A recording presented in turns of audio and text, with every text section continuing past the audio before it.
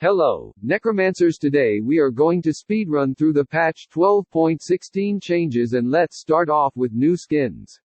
We are getting 5 skins. First is Strike Commander Camille, then we have Cyber Halo Janna and Cyber Halo Janna Prestige Edition, then we have Strike Paladin Lucian, and our last skin is Armored Titan Nasus. Now we can jump into system changes. Only system change is for Even Shroud. Damage amplification is going up by 1% and damage amplification duration is also going up by 1 second.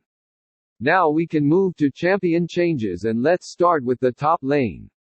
First off, we have buffs for Aurelia. Her armor per level and base MR are both buffed. Next up is our rock boy Malphite. His passive and W cooldown are both buffed. And our last top laner is Jace. His base armor is buffed.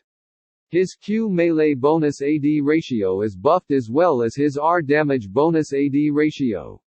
Now we can move into the jungle. First up, we have nerf to Poppy. Her Q will now do less damage to monsters, and that will make her clear a bit slower.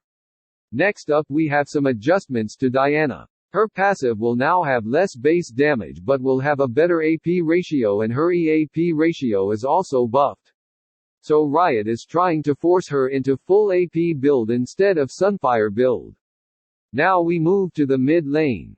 Our only change is for Zoe. She is getting her W minion drop rate buffed, and her E damage is also getting buffed.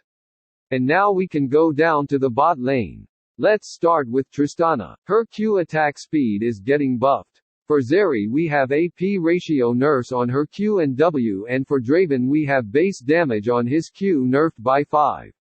Next up is Kate. Her passive and her R are both buffed. And for Kai'Sa, her passive on hit damage and additional damage per stack are buffed.